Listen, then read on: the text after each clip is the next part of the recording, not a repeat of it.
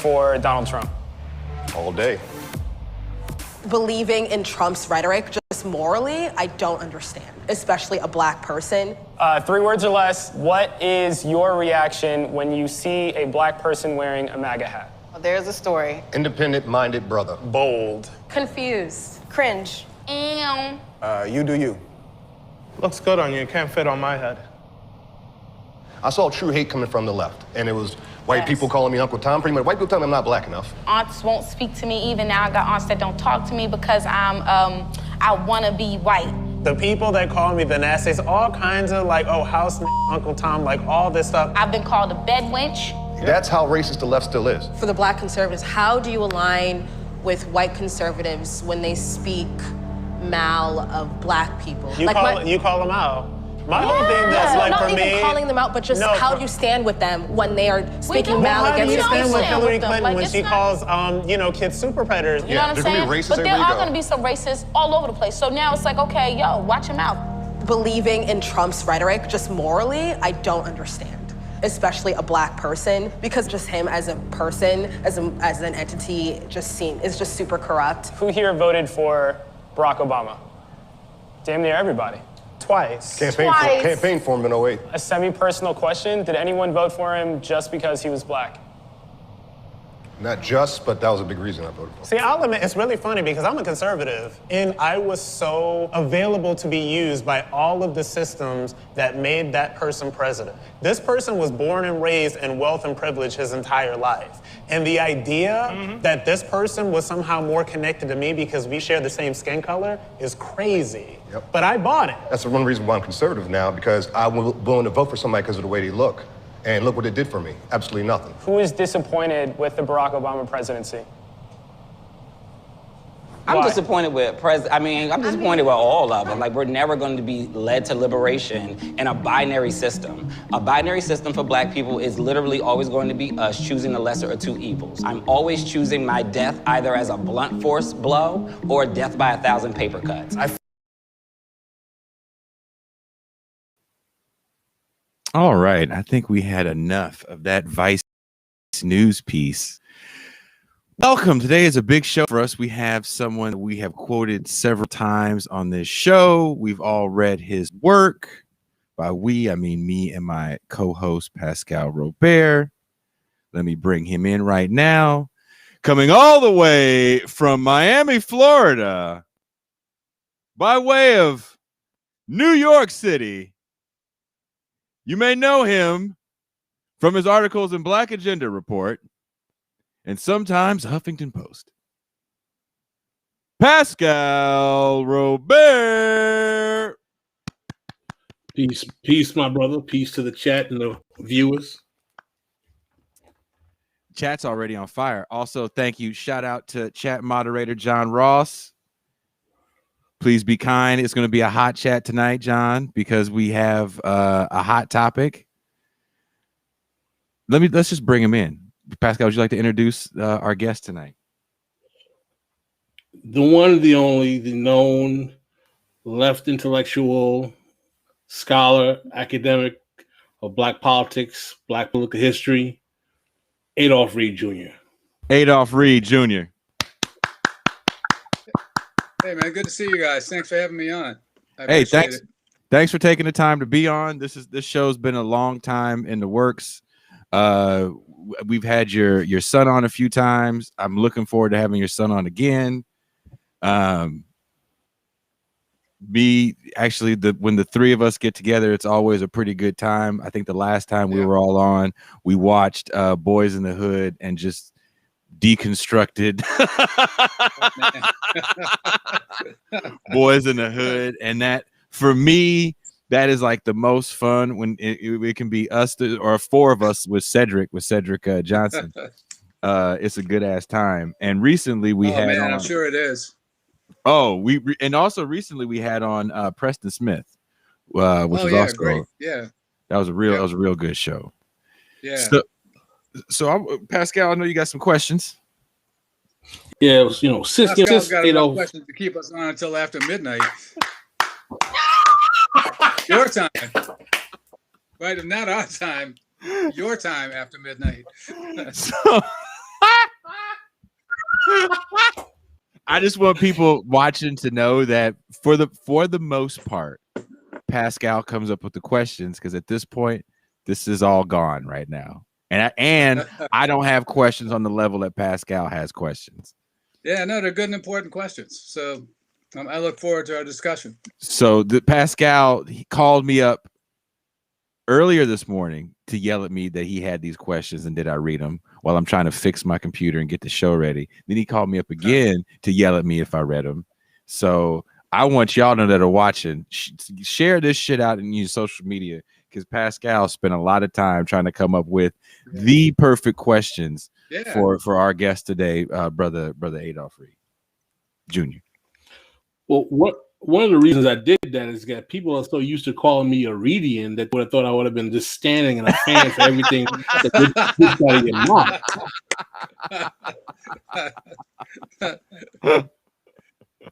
But That's instead of doing that,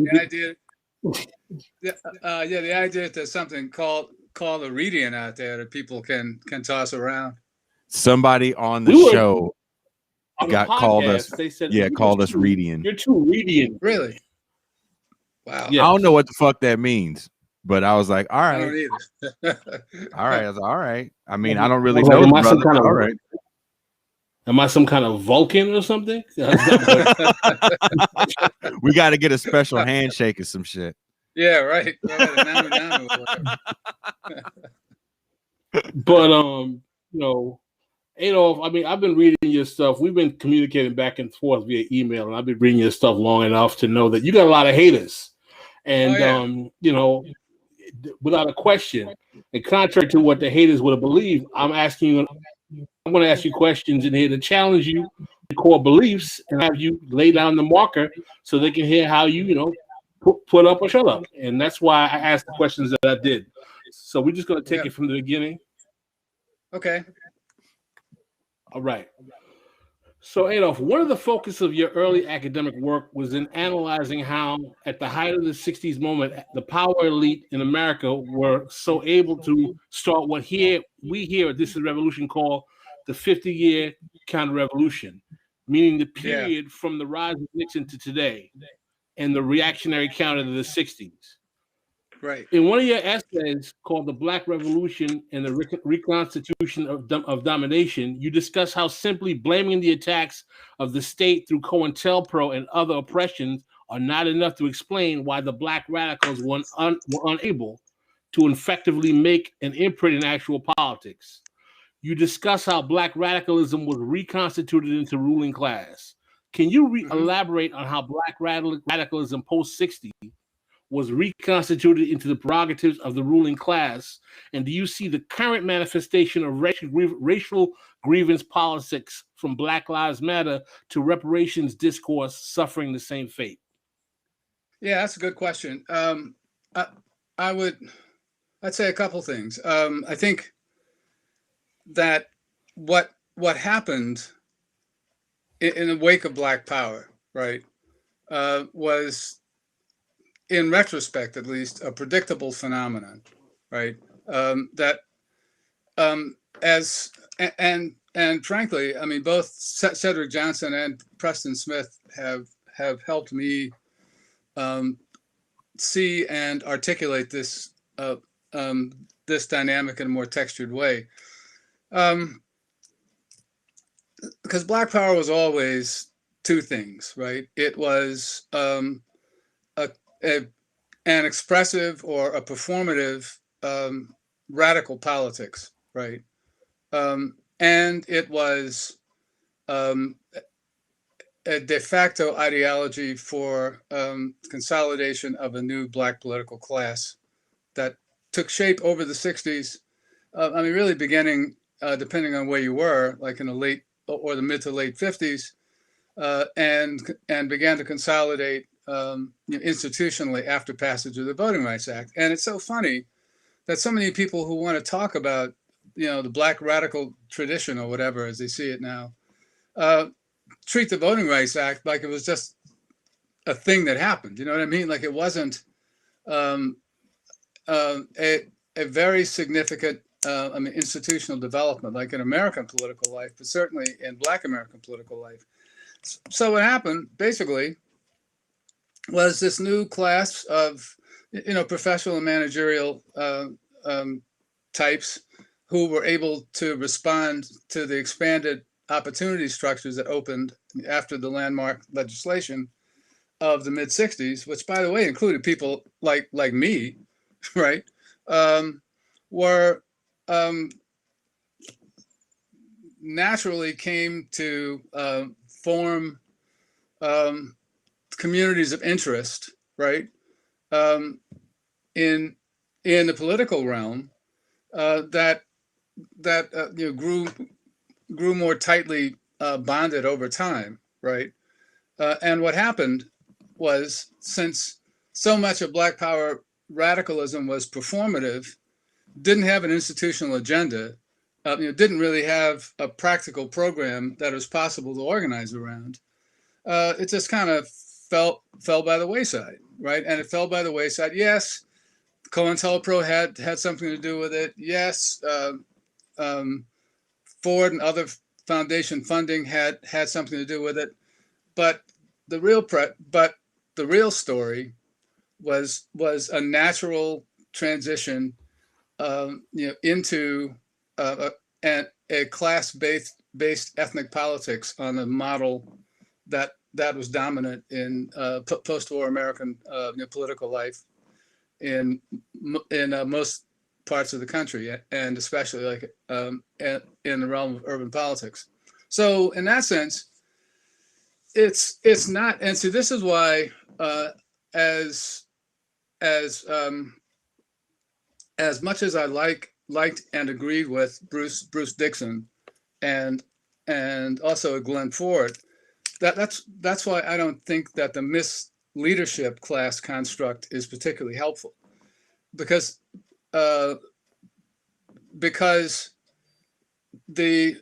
misleadership notion presumes that the Black political class has a mission to which it's more or less committed of advancing the interests of Black Americans across the board.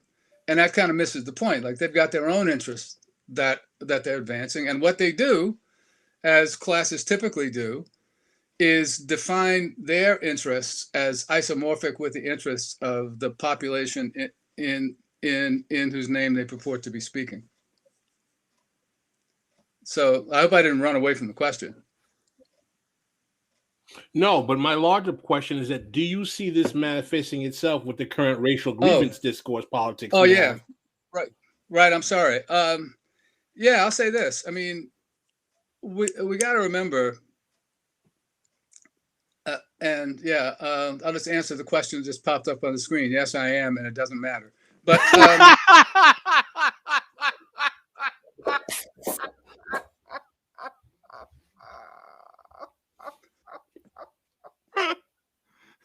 but the thing to keep in mind about this transition is that it's accretive, right? I mean, it's not like point B is entirely separate from point A. So I think a way to think about it is, the new Black political class consolidated itself over the 70s, say, to be charitable, right? And the ways of thinking about Black American political life and about race and politics that we all have inherited or are accustomed to, right, over the last 30 years are rooted in the common sense that was formed out of that moment of consolidation in the 70s. So I'm saying that to say that the forms of expressive politics like Occupy and Black Lives Matter and the reparations stuff took shape in a context, in a hegemonic understanding of what Black struggle is, right? I mean, for instance, that were already dominated and defined by the Black political class. So there never was any question, really, as to whether those radical expressions, right, were connected with the substantive politics and program, or a genuinely transformative political vision that people could try to organize around. So no, I wasn't surprised that they, turned out the way they turned out. And like, you don't have to be smart in particular to have seen the absence of an organic foundation for those political expressions, which is the reason I never that I resisted calling them movements, right? Because they weren't. I mean, they were actions, right? Okay, well, you get into my next question, and you foresee that. Another of the themes, Adolf, of your earlier work, especially in Class Notes, was the attempt to explain why there had been no serious social movement, Black or otherwise, in the post-civil rights era, and the need to return to major movements to address the contemporary dilemma. These writings were in the 90s, yet all of the so-called movements that have manifested in the 21st century, from Occupy to Black Lives Matter, I've always read you being one of the early voices on the left stating that these things won't lead anywhere or are limited in terms of their long-term effectiveness. How do you reconcile your earlier statements on the need for a return to movement politics and your almost consistent pessimism when such movements in recent history have come up? Right. Well, I wouldn't call it pessimism. I'd call it practicality. I mean, but I think the two perspectives are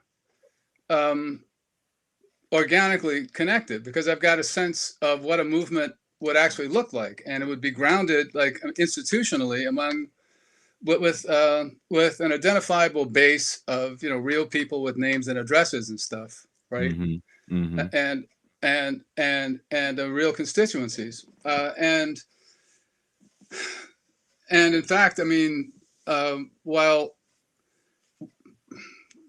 I try to remain open to the possibility that one of the newer things, or the more recent expressions, could eventually develop something, or develop into something, I mean, like that. I think one of the problems that we have is premature proclamation of victory, right?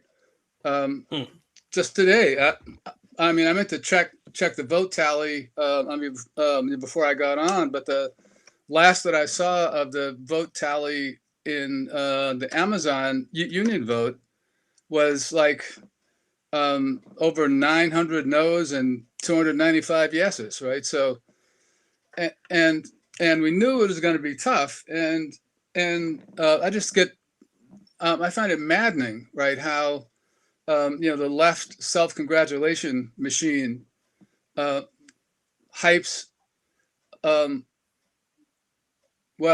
makes premature, or is given to making premature proclamations of victory, which make no sense. It's going to be tough, and if you proclaim the victory and then you lose the vote, then it gives rise to demoralization or whatever. And it's the same thing with Occupy, like, and the rest of this stuff. I mean, it's the word isn't the deed, right?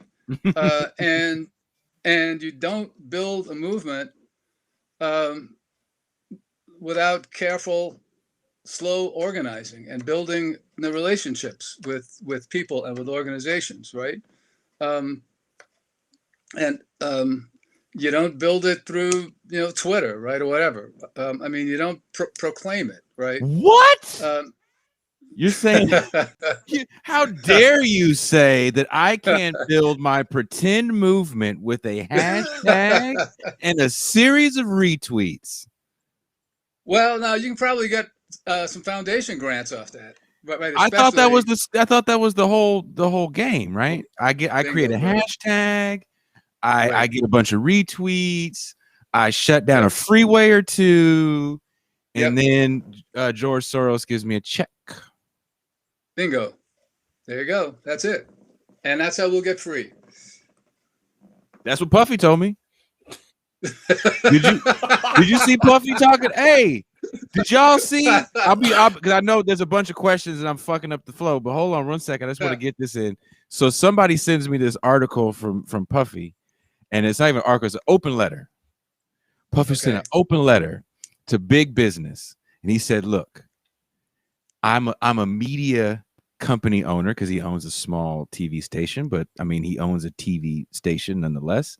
Puffy has a shit ton of money, and he's like, there's a lot of Negro dollars you guys get. It's like 1.4 trillion Negro dollars, and you're not giving enough of these Negro dollars to us Negro businesses, and." We need these Negro dollars because if you're not working with us, then you are working against us. And he started quoting Desmond Tutu. Wow. And all this other shit. Yep.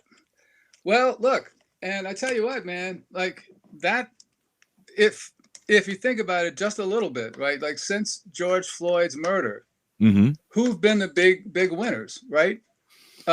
Where this tells you, right?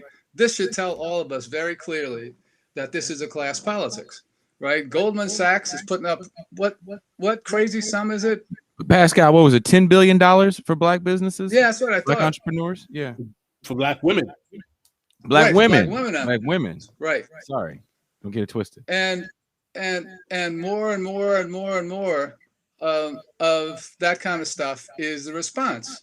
And so it turns out that all of the problems that black people have can be addressed by encouraging black business development. So what does that tell you? Right. And whose story is that? Right. I mean, that's not preserving jobs in the post office. Right. I mean, that's not a $15 an hour minimum wage. Right. Right. I mean, that's not the pursuit of affordable housing. Right. It's an idolatrous class program that, and look, I've been saying this now for like 3 or 4 years now, and I understand that it's a wrong-headed tendency, but it's a natural one.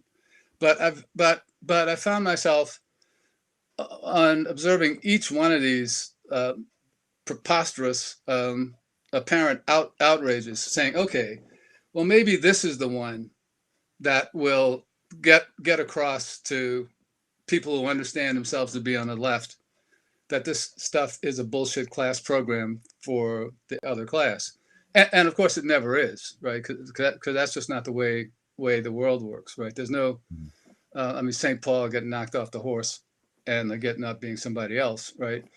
But it becomes more and more blatant almost daily, right? And I don't know. I'll stop my rant there. I'm sorry if I threw you off or fired you up a little bit. I saw that like right before I was doing this, and I was talking to Pascal about it actually on the way back to picking up my 2-year-old. It's frustrating because either people laugh that kind of shit off, right, or right. It becomes there's an echo chamber too in the mainstream media, because he is such a large figure, and then it becomes just super racialized, right? His demand for this equity becomes super racialized, and then that becomes the conversation. Someone said in the chat, George Floyd would have never been able to benefit from some of the things that have happened in his name. So true, right? That's so true. Yeah, so true. And I mean, even when people get ticked by the obvious hypocrisy, it's still just difficult to connect the dots, right? Because all these things are connected, right? I mean, it's like it's like not even a series of random class expressions, right? It's like Oprah and that $16,000 or $36,000 handbag, right? I mean, why am I supposed to give a shit about Oprah's handbag, right? About her because her racism is real, right? Yeah, it makes racism the real end all be all. And then as we talk about, race being the end all be all, you have Kamala Harris, who is inserted for whatever issue you have, right? When this Asian violence was happening, all of a sudden Kamala Harris is the first Asian vice president. And she's talking about water rights. Right. And water being the next big fight we have. And it is. She's not the first person to say this or even talk about this. Mike Davis was writing about shit like this in the 90s. And for her to be somewhat flippant about it, like, hey, fuck oil. You're running out of good, clean drinking water. Look at Tampa. Yeah, right. Yeah. Well, yeah. I know. I mean, like, I'm on the board of Food and Water Watch, or Food and Water Action, the parallel group. And at our last board meeting, man, we learned, among other things, that that the Chicago Merc is preparing to set up a water futures desk, right? So, I mean, that tells you where the stuff is heading. And I mean, that's why the most important thing for us now, I think, is to figure out ways to try to reinvigorate a public goods approach to government, right? Because it's hard for us to organize around any reasonable reform, right? Just because of the level of mistrust and distrust that both the right and the neoliberal left have sown in ordinary people's views of government. And it works very well for capital, but like, it doesn't do shit for us. No, it does work very well for capital.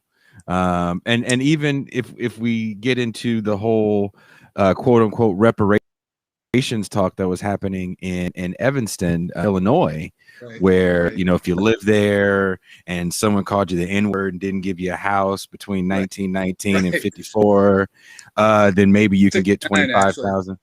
Say again. Not until 1969, actually. Yes, it was, Right, because Ken Warren and I both lived in Evanston, so I went to check to see if you can get some money. See if we can get some money. But that whole thing is, you didn't make the cutoff. You was mad. No. You was like, well, they called me a nigga 5 times before I left. All right, oh man. Well, you can ask you can ask my son about this one, but I had an altercation with a bank guard in Evanston, who was following me around a bank when I was trying to write out a deposit slip, and we had sharp words. I'll put it to you like that. Pascal, you wanna? I know, I see you itching. No, man, I like the back and forth. Next question. Adolf, one thing that you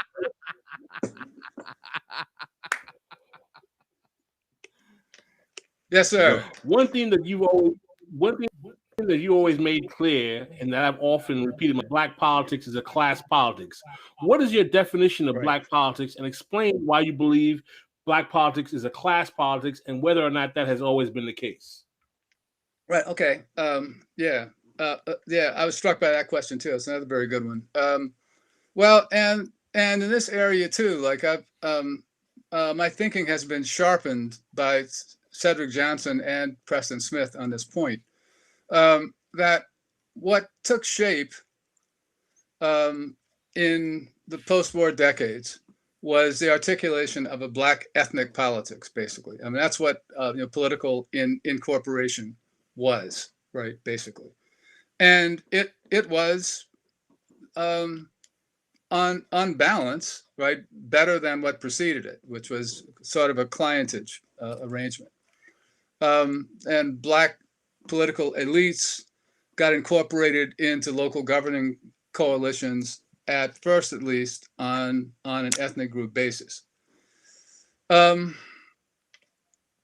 Preston in, from the 30s to well into the 50s, there were two distinct, more or less distinguishable, because they weren't always distinct in the moment, tendencies in politics among Black Americans, right? One is a tendency that he called racial democracy, which is liberal pluralism, basically, right? I mean, that it's anti-disparitarianism, which is a model of a just society in which Black people would approximate their percentage in the overall population in all the social and economic hierarchies, or on all the levels of social and economic hierarchy, from the top to the bottom. So as Benjamin Wright, the brother of Nathan Wright, the Black Power preacher, and Benjamin Wright was an executive at Clairol, said that the just society would be one in which Black people were 10% of the corporate CEOs and the corporate boards, and 10% of the unemployed, and everything in between. That's the ideal of racial democracy, and that's what the pursuit of parity gets you, right? The other tendency that came out of the 30s and the CIO and the growth of a left politics, more broadly left politics around the New Deal, is a commitment to social democracy, right? To a social democratic agenda, which was a tendency within Black politics that asserted that the only way that Black people, or the best and the safest way to win benefits for Black people, is to win them for the society as a whole. And to the extent that Black Americans were disproportionately among the working class, winning benefits on a class basis for working people would also disproportionately redound to the benefit of Black people, right? So there's a logical tension between these two imperatives that sometimes erupted, sometimes didn't. But the long and the short of it is that by the mid 60s, and what happened during the Cold War and Red Scare and I mean McCarthyism and that stuff was definitely a contributing factor. But what happened was that the racial democratic tendency became dominant, right? And that's what's been driving in our understanding of what counts as Black politics ever since then. So, for instance, as Judith Stein said in a very powerful essay in 1974 and 5, that the way we came to understand Black politics was that if a group of Black workers organized to form a union, speaking of Bessemer, then that didn't count as Black politics. But if they fought against racism within the union they were in, then that did count as Black politics. So in that sense, the class tensions have always been there in Black American politics, insofar as they've mapped onto the class tensions in the society at large. And I mean, it's interesting to keep in mind in this regard too, that the idea of a distinctively Black politics or a Black political voice or whatever took shape, and especially the notion of Black leader, right, took shape at precisely the moment when Black people, the vast majority of whom lived in the South, were disfranchised and were basically stripped of civic voice, right, as ordinary people, right? And when, as Michael R. West has argued, the notion of race relations took shape, in part to make Black people invisible as individual citizens, and to make them condensable, right, like into the persona of individuals who were identified as responsible voices for the Negro or I mean Negro leaders or whatever. But certainly since by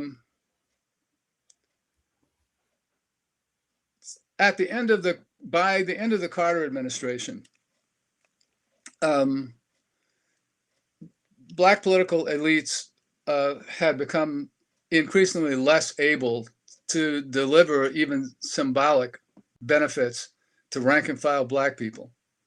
And that's when we begin to see like the big question about what the Negro is going to get from a presidential administration, with stuff like who is going to get what appointments and which black people are going to go to the federal judiciary or to the cabinet, because they couldn't win anything else, and then eventually didn't think about trying to win anything else that would do good for black people at large.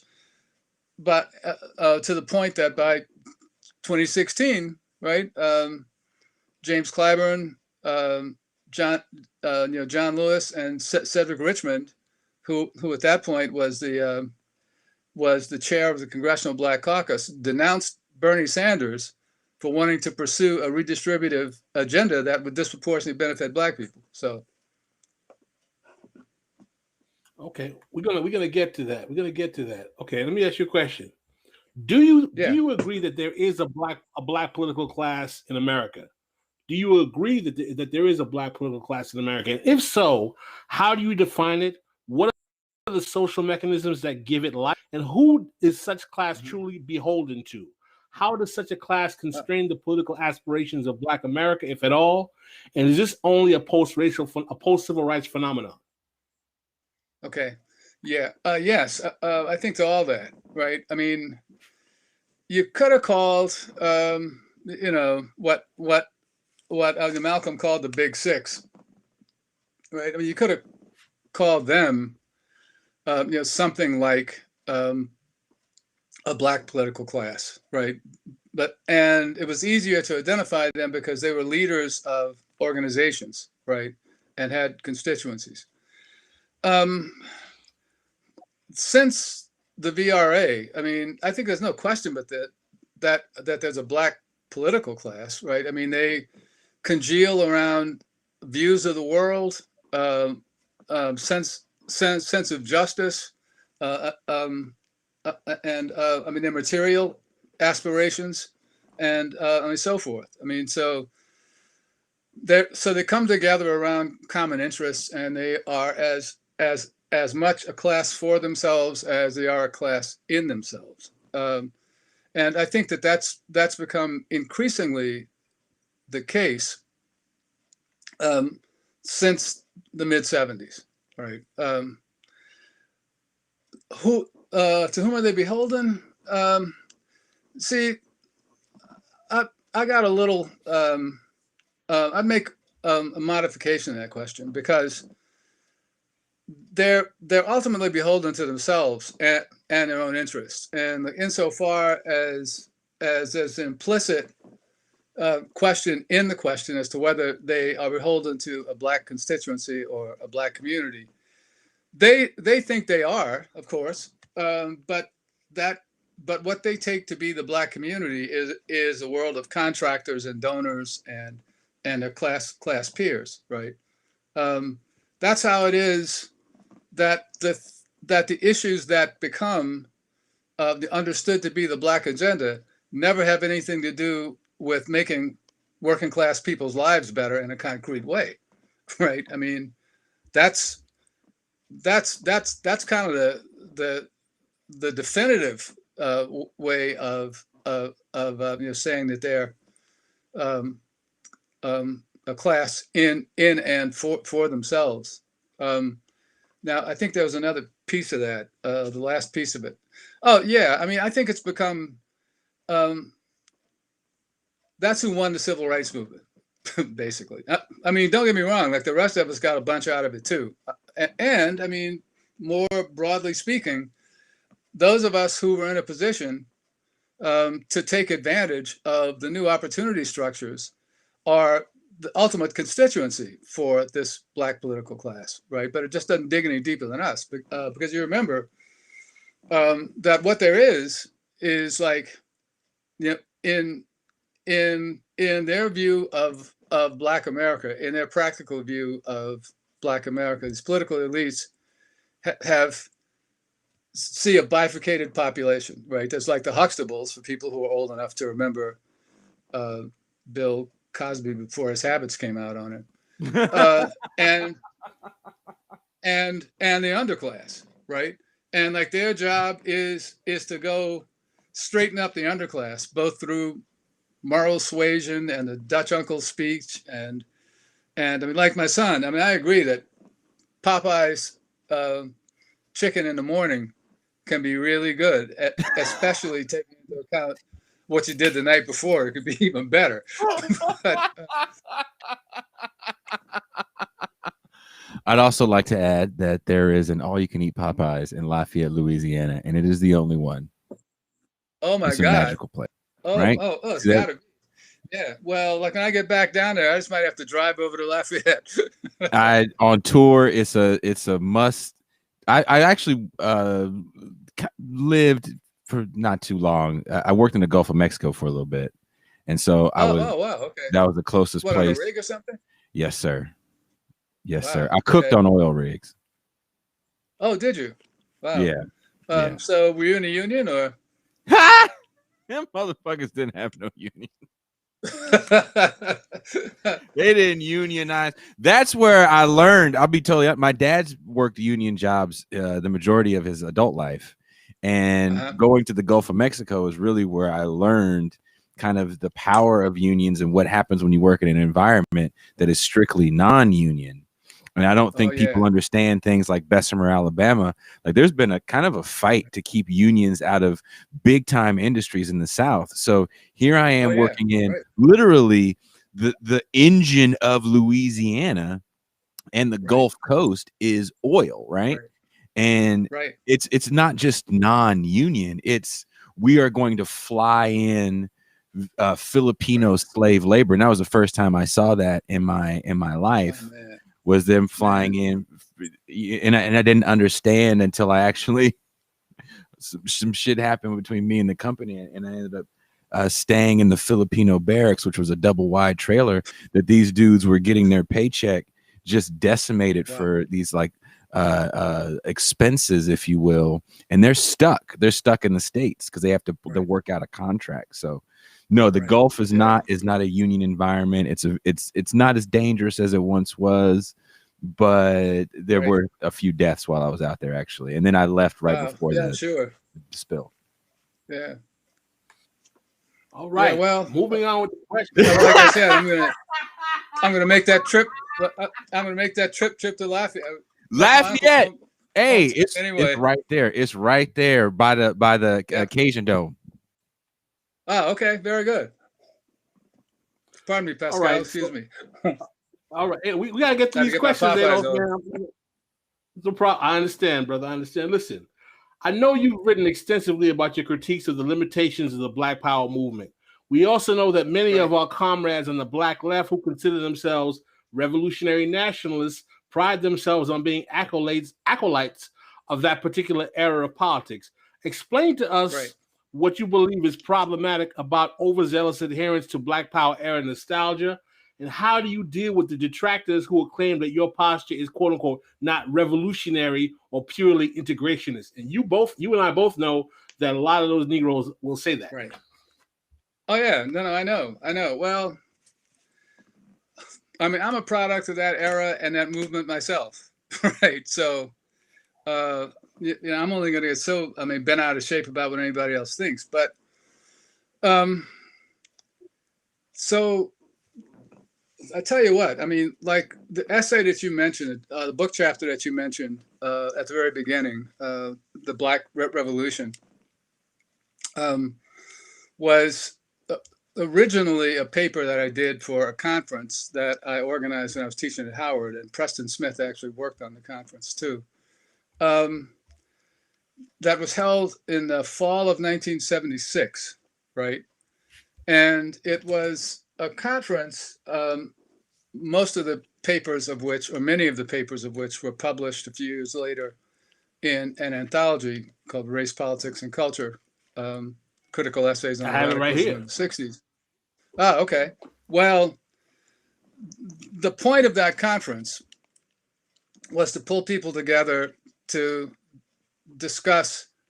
That's it. Wow. Yeah, it looks good. To discuss why we had lost and what happened, right?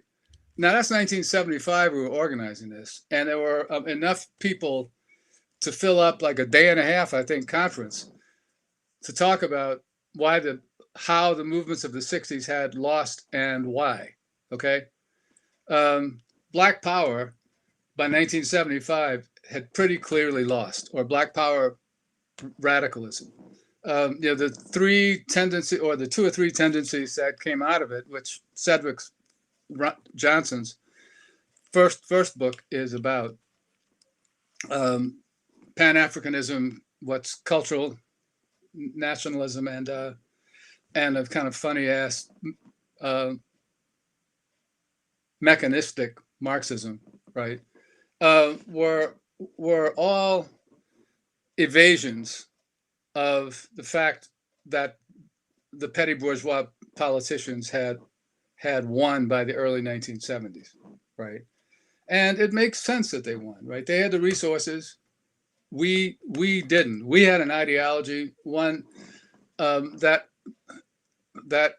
wasn't connected with people's needs on a daily basis, right? And once these Black people started to get elected to office, ordinary people, especially ordinary middle class people, could get stuff out of government, right? And these ideological tendencies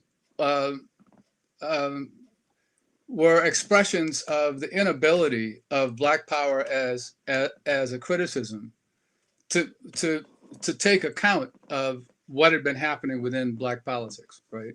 Robert L. Allen's book, Black Awakening in Capitalist America, came out in 1969, and it was a trenchant critique of Black Power. What I didn't figure out until a number of years later was that, I knew his conclusion was unsatisfying, but I didn't figure out until a number of years later that the problem that all of us had during the late 60s and early 70s about coming to terms with what would become clear as a class character of what was becoming Black Power, was that we persisted in holding the Black community as the norm, right? As a standard for evaluation of Black political behavior. Well, there is no community like in that sense, right? There's not a coherent voice, right? And the community was kind of like the masses, right? It's by definition mute. So like anybody could jump up and grab the microphone and say, I'm speaking for the community. And I can't tell you how many versions, and I'm sure you guys have seen this too. How many versions of the person who would come and say, I'm speaking for the peoples in the community because the peoples in the community is sick and tired. We've been waiting, so forth and so on. And the next thing you know, that person's got an anti-poverty grant, right? So Black Power, so there's nothing to be nostalgic about. Well, see, I don't think there's a lot. I'm kind of like Mom's Mabley about this. She once said the only thing good about the good old days is that they're gone. And we have a history, right? And we learn from that history. Black people get nostalgic for the old days. It always strikes me as kind of odd, frankly. But and look, it's unavoidable, right? I get wistful about being able to taste a honeydew melon, which I haven't been able to do for 30 years, right, or 40 years at this point, because they're all made out of wax, basically. But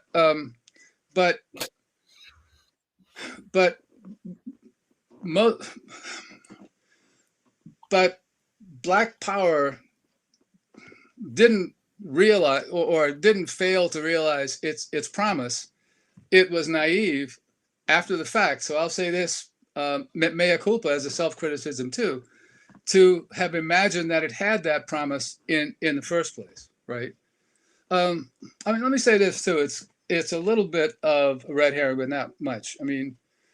When I first read, not the first time, but the second time when I was a little older, read Fanon's The Wretched of the Earth, it really struck me that what was then called or translated as the Pitfalls of National Consciousness chapter was one that nobody ever talked about, but it was the only one that had direct bearing on what was happening with racial transition in American politics at that point. But while everybody was talking about, violent or the purgative character, violence, or going on about black skin, white masks, if there was anything to be gotten from Fanon, it's the thing that people didn't get from it, right? Which is, you can, get a new flag, you can get a new picture on the currency, but if the political economic relations haven't changed, then the national bourgeoisie is a bourgeoisie right before it's national, right? And the black political elite is part of the political elite more, and I guess I would say, like, the political elite is the noun and black is the adjective, right? I can dig it. We move forward. Okay. If we contend that race is a social construct and that black politics often fails because it's a class politics, why shouldn't similar arguments be made about labor politics or feminist politics or any other politics? Why are the fractures or frictions in black politics any different than those that arise in any other politics, making it any less legitimate? Well, I don't know about if legitimacy is a standard, right? Because black politics is legitimate to the PMC and the people who benefit from it, right? But I would think the same, or there's a similar dynamic in the women's movement, right? Because it has become now the voice of PMC women, right? Largely. Whose main objective is to win office and rise in the corporate world. Labor politics is kind of different because it's a class politics by definition. In the labor movement, part of the struggle is over how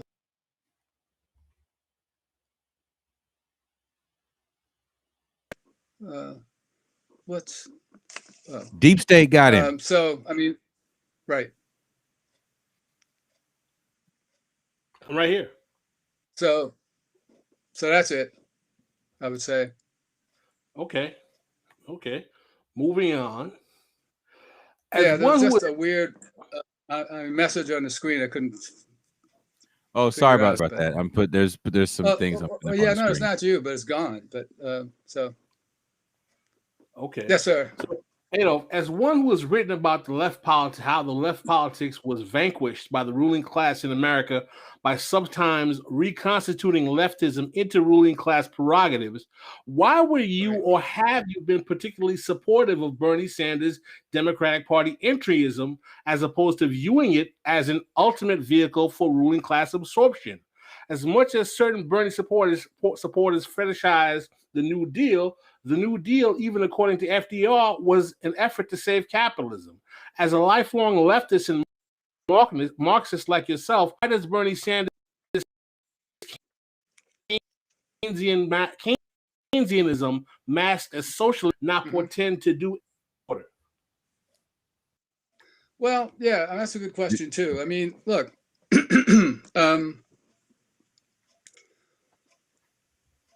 politics is like contextual, right?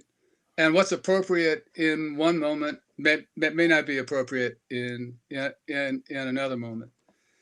And we've also got to be pragmatic, right? We got to walk before we can run, and crawl before we can walk. Now I'm on record as not being as enthusiastic at all about the idea of being able to elect our way right into social transformation.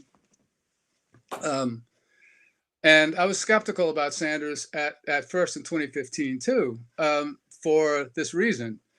But then I began to see that what Bernie partly was doing was trying to use the visibility of the presidential primary to plant seeds out there to prompt other longer term organizing. I thought he was pretty successful in 2016, except actually not very many people took up the challenge. He was more successful in 2020, but like then the combination of the pandemic and the summer of the Great Awakening kind of undercut a lot of that activity. But I mean, the situation in the U.S. is like, I don't know, I spent 30 years practically preaching this gospel of the need, to do face-to-face organizing in trade unions and communities and elsewhere to build independent politics. And one of the things that's happened, and there are a number of reasons for it, I know, but over the last few decades, is that people have lost taste for that kind of organizing. And I thought the Sanders campaigns would at least help us out on that front. And look, like where we were working in South Carolina, we got 18,000 people, mainly Black and working class, to sign pledges indicating that they didn't want to vote, or they preferred not to vote for any candidate who didn't support Medicare for all. And that's the kind of, and we were making connections around the state, at the community center level. And that's the kind of work that it should be, and definitely would have been possible to build on after Sanders dropped out. And I mean, I was going back and forth with somebody. I think it was Brianna Joy Gray about this, that the inclination to parse what Bernie Sanders might have done differently is, in my view, completely wrongheaded, because he was as successful as he could have been. The inclination to ask that question, I think, rests on a premise that he might have been able to win the nomination if he had done something differently, which I never thought for a second. And nobody who, in my view, took politics seriously thought that he could win the nomination, except for maybe a few hours after the Nevada caucus. But even after that, people came to their senses pretty quickly. So, and look, I mean, sometimes, and Trotskyists are the absolute worst about this, of course, but I think a lot of leftists treat the Democratic Party like it's the great Satan, right? I mean, most of the votes that I've cast in my life have been for Democrats, right? And I think that's probably true of most of us, right? I mean, that doesn't mean that the Democrats stand for what you want, right? But there are all kinds of instrumental reasons, right, that it could make sense to vote for them. And frankly, in 2020, just like in 2016, not being Donald Trump was a good enough reason, right? And there are others like that too. So, I mean, I don't know. I mean, I don't see any conflict, right? I mean, I think we need the movement, and whatever ways we can find to jumpstart trying to organize it. So do you think there is a progressive movement post Sanders? No. No. I mean, I think the objective is to build on the little bit of space that the space that Sanders created for us. See, because I don't think that it's all, and maybe this is optimistic, but I don't think that it's all a matter of, or that that it's all been wiped out by the pandemic. I mean, people have the same problems now that they had then, even worse, right? Especially around healthcare stuff. So, so I think as soon as it's possible to get out there again, we need to start trying to rebuild the networks that had started, to come together during the campaign. But no, I mean, there's no movement. I mean, if there would be a movement, like we would have won something by now, right? It's interesting you say that. All right. I asked a similar question to Mike Davis. Oh, I just realized we're at an hour. Oh, okay. Do you have some more time first? Hold on with your black ass questions. Yeah. Do you have some more time, Dr. Reed? Yep, I have time. Because usually what we do is we cut the show at an hour and then we go to our bonus patron only segment. Okay. Well, I mean, whatever you want to do. Is that cool? Would you be willing to come into the? It's just I send you another link to the patron only side. That's all. Oh, okay. It's the same right. simple stuff. Can we tease people? Can we tease people out with the question though? Can we tease them out with the question, Pascal? Yeah. We got to tease them. You have to give them wanting more. You can't give them all 75 of the questions in 1 hour. So tease them out with the question. Tease them out with the question real quick. Tease them out. All right. Let me tease them out with a question. Tease them out. All right. Okay. Dr. Reed, this is going to be a heavy one here. How do you deal with the criticisms from black leftists who state that the white left is too racist and racially chauvinistic to work with and traditionally has always sided with the ruling class interests against black folk when things got hot? I literally heard that statement by some black left folk recently.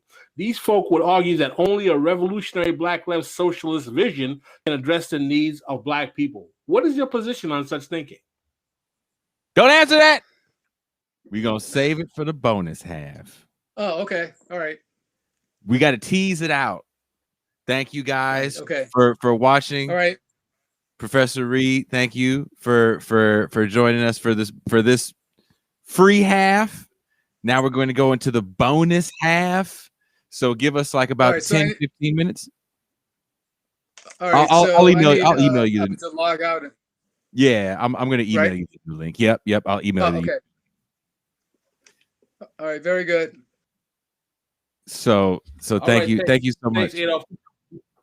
So Pascal still got more fiery questions. He's not even halfway done. That's how many questions he wrote. It looked like a goddamn essay when he sent it to me. And he said, "Did you read the questions?" I was like, "No, because I don't have all day to read your 1,000-word essay." So my mom says she needs a link. No, Mama, you don't need a link because you've been talking mess about me the whole time in the chat. That's what you get for talking mess. Be a patron. I said it. I asked Mama to be a patron. No, I'll give you a link. So calm the hell down. Mama. By the way, did you know my mom is the only person that I call by her like mom or dad? I call my dad by his first name. You call your mom by her first name too? Well, I refer to her as Pamela Davis as my mom, but when I talk to her, that is my mom, like Mama. But my dad is Lionel. Okay. When I talk to my dad, it's Lionel. If I called him dad, he'd be like, "What do you want?" He would be weirded out. I hope the viewers like the show, and I want to say point blank, one of the reasons why I did this today is because I wanted, unlike some of the white left podcasts who have Adolph Reed and never talk to him about his specialty, which is black politics, I wanted to actually talk to the man about what his specialty is instead of using him to justify what their paranoias are about black politics. So yeah, Pascal's been fired up for a minute, and I'm excited. I'm equally as excited. This is a lot of fun. So if you guys are patrons, get ready. Give me a couple minutes to put the link up for you guys. If you're not a patron, let me put it up on the screen. Become a patron. It's easy. It's affordable. We could use the support. If you'd like to help the show grow, you want Pascal to get better lighting, maybe an Ethernet cable so we don't have these connection issues. We'd appreciate that.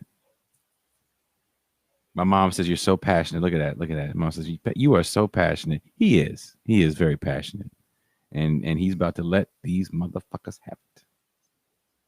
Yeah, Bitter Lake is the band. It started as the band. Don't ask too many questions. Goddamn it. No, send Adolf the link, man. We don't want to lose him. All right. So you know what? We are out. Get ready. So if you're a patron, the link to Patreon is coming up, and we'll see you guys in 10 minutes. Remember Chuck Willery in 2 and 2.